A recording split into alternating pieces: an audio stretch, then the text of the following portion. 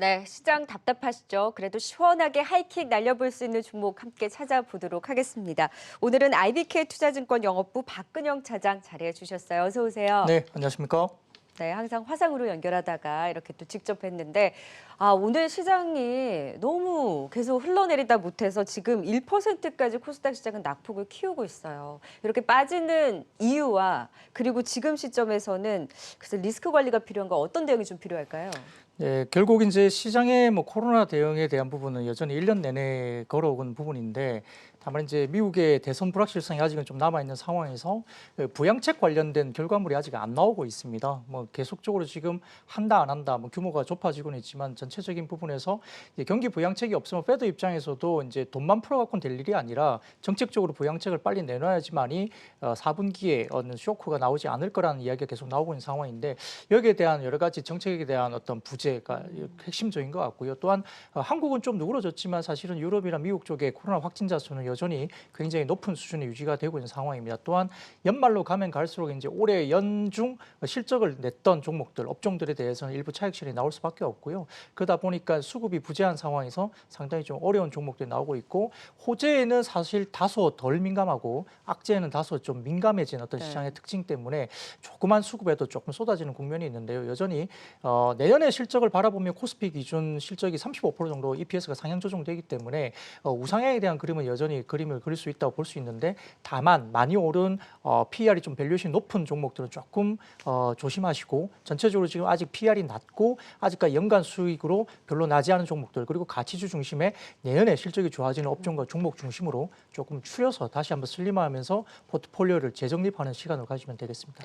네, 미국의 추가 경기 부양책에 대한 불확실성뿐만이 아니라 코로나 백신 치료제 임상 중단에 대한 또 불확실성까지 겹치다 보니 안 그래도 또 적극적인 사주는 매수 주체는 없는데 오늘 또 그 경계감에 물량까지 쏟아지면서 지수의 조정폭이 제법 깊습니다. 그래서 저평가되어 있고 가격 부담이 없는 그래도 실적에 대한 기대감이 있는 종목들을 찾아서 선별해야 된다라는 의견을 주신 만큼 이런 장에서도 하이킥을 날려볼 수 있는 종목이 있을까요?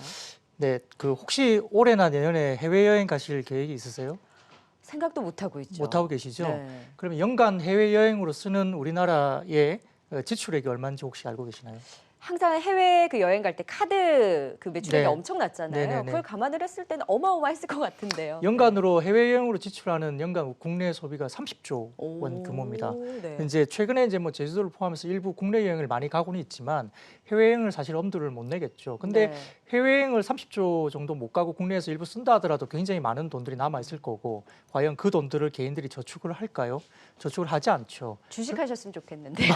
예, 그건 좀 다른 이야기인데 어쨌든 그런 돈들이 어디로 갈까 이 부분을 좀 고민해 봤을 때 이제 시장에서 이야기하는 것들은 결국 최근에 아주 핵심적인 어떤 소비 패턴이 바뀌고 있죠. 온라인 시장도 굉장히 좋아지고 있지만 어쨌든 가전이라든지 그다음에 그렇죠. 우리가 이제 가구를 바꾼다든지 이런 부분에서 많이 쓰여지고 실질적으로 지금 가전 가구 이런 쪽에서 한 30에서 40% 소비가 급증되고 있는 소매 패턴이 나타나고 있고요. 오히려 이제 마스크를 쓰다 보니까 화장품이라든지 이런 쪽에서는 상당히 좀 매출이 2% 정도 줄고 있는 모습이 확실히 보입니다. 네. 이제 과연 이제 이 코로나 사태가 어느 정도까지 갈지는 예단할 수는 없지만 단기로 끝나기는 좀 어렵기 때문에 이런 소비 패턴이 아마 내년 정도까지도 내수에서 상당히 좀 소매 패턴이 굉장히 올라올 가능성이 크다. 그러면 여기에 대한 돈에 대한 수혜를 받을 수 있는 종목이나 업종을 좀 골라보자는 거고 좀 논대로 따지자면 오늘 같은 경우 이마트 같은 경우도 상당히 지금 실적이 좋게 나왔거든요. 그럼 이제 주가가 이제 최근에 사실 10만 원, 11만 원부터 많이 올라왔지만 15만 원, 16만 원까지 올라오는 상황인데 월마트가 PER 20배 이상 받기 때문에 좀 더 올라갈 구석이 있습니다. 결국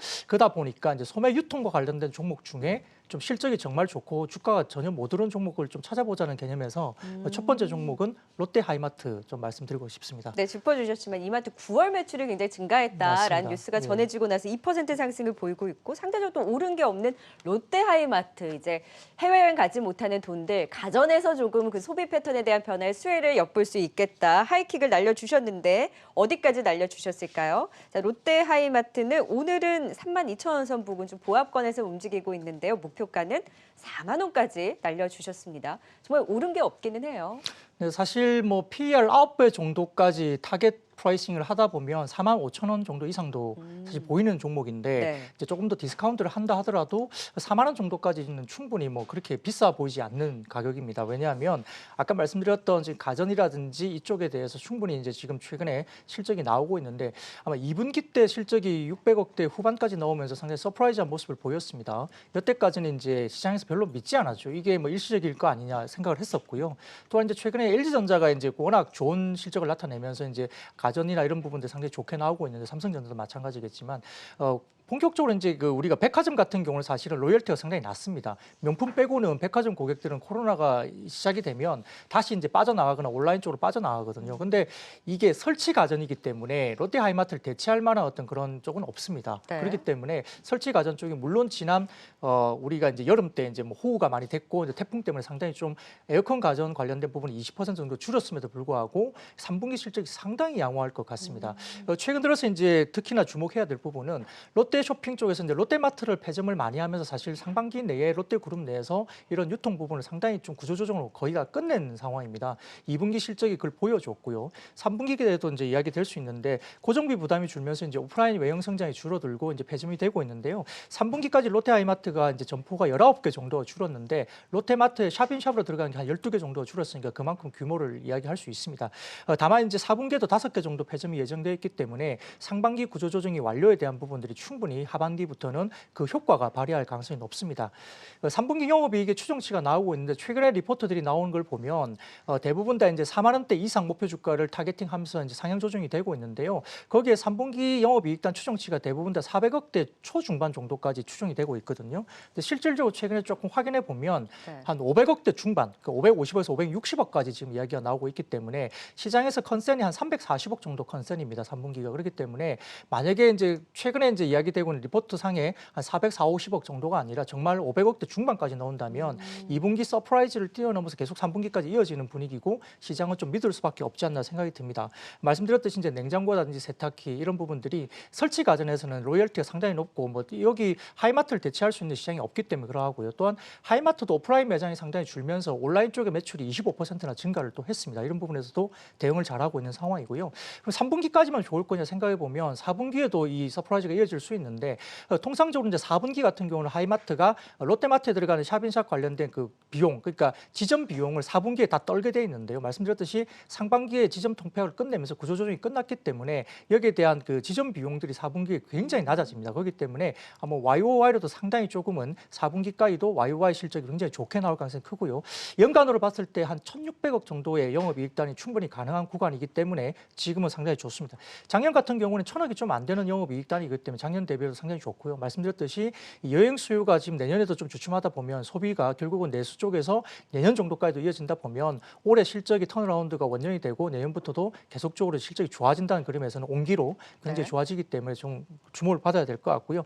따라서 이제 현재 주가를 본다면은 32,000원 구간이 PER 6배 언저리밖에 안 됩니다. 너무 저평가되어 있는 상황이고 뭐 아까 말씀드렸듯이 한 9배 정도까지 충분히 줄 수 있는데도 뭐 45,000원 정도 나오지만 그럼에도 불구하고 다시 디스카운트를 한다 하더라도 주가 부분이 4만 원 정도까지 가도 충분히 무리가 없는 주식이라 볼 수 있겠고요. 네. 다만 이제 단기적으로 어쨌든 뭐 시장이 출렁이기 때문에 손절가는 29,000원 정도 제시할 수 있겠습니다. 저도 최근에 TV를 바꿨거든요. 집에 있는 시간이 워낙 많다 보니까. 근데 말씀해 주셨다시피 설치 가전이기 때문에 정말 롯데 하이마트나 직영 대리점 이런 연계된 쪽을 찾게 되더라고요. 실적에 한몫했습니다. 네, 이런 실적 기대감 있는 롯데 하이마트 지금 증권사에서도 44,000원, 45,000원 선 부근을 목표가를 제시하고 있는데 조금 양보를 해서라도 4만 원까지는 좀 하이킥 날려볼 수 있겠다 기대감을 전해주신 만큼 첫 번째 롯데 하이마트 또 기대하면서 지켜보도록 하고요. 바로 이어서 두 번째 하이킥 종목도 살펴볼까요? 네, 오늘 조금 고기를 들다가 이제 시장이 좀 밀리면서 좀 아쉽긴 하지만 5G 통신 장비 이제는 좀 다시 봐야 될 시기가 아닌가 싶습니다. 물론 네. 이제 일부 종목들이 지금 5G 통신 장비들이 이제 상반기에 좀 주가가 좋았기 때문에 3분기 실적이 좀 좋지 않은 뭐 분위기 때문에 사실 최근에 조정을 좀 나왔고요. 그다음에 이제 여러 가지 이슈가 좀 있어서 최근에 좀 기간 조정이나 가격 조정을 고점 대비 좀 받았습니다.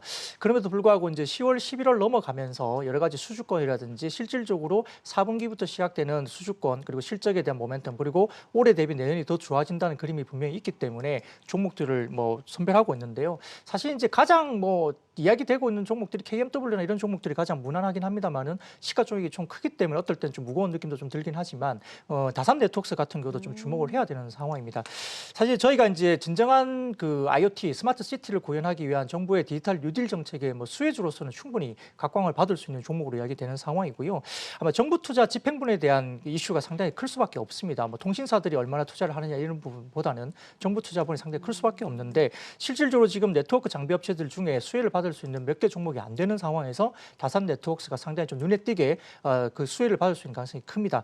실질적으로 관공서 5G 사내망이라든지 그다음에 학교 학내망 그리고 공공 와이파이 이런 쪽에서 수주를 실질적으로 받을 수 있는 가능성이 가장 높은 종목이 이제 다산 네트워크스를 볼 수 있겠고요.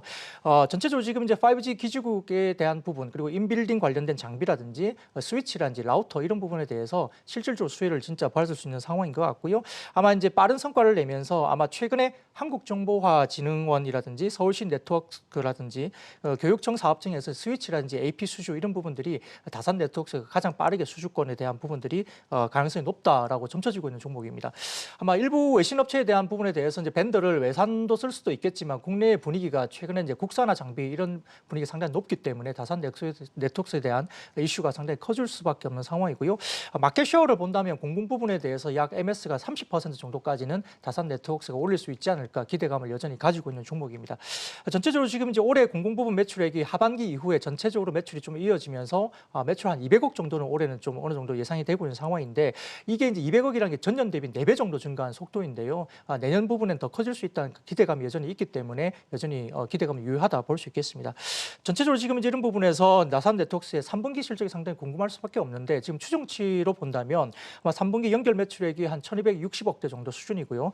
영업이익단이 이제 78억 원대, 전년 비해서는 흑자 전환한 것이고 그다음에 전분기 대비해서도 약 410% 급증한 모습이 보이고 있어서 3분기부터 실적이 이제 서닝 서프라이즈를 나타내면서 본격적인 이제 실적이 올라오는 구간으로 볼 수 있겠습니다. 근데 저희 앞서서 5G 같은 경우에 네. 28GHz에 대한 이런 투자가 지연된다. 네네. 그래서 이제 수주 부재라든지 어느 정도 이제 불확실성 때문에 좀 더 이따 봐야 된다라는 의견이 있었거든요. 네, 그건 좀 시장의 오해이고요. 잘못 오해하고 계신데 28GHz는 광대역이 안 됩니다. 전국망이 어차피 안 되는 걸로 이야기됐기 때문에 정부가 정확하게 이야기를 한 것이고요. 네. 3.5GHz 쪽으로 전국망으로 하는 게 빠르게 진행될 것으로 보고 있기 때문에 28GHz 관련된 이슈 때문에 사실은 주가가 최근에 빠졌습니다만은 맞아요. 그건 애초에 원래 안 된다고 이야기됐던 부분이기 때문에 그건 악재가 아닙니다. 그래서 주가 부분이 빠진 것은 오히려 호재인 것 같고요.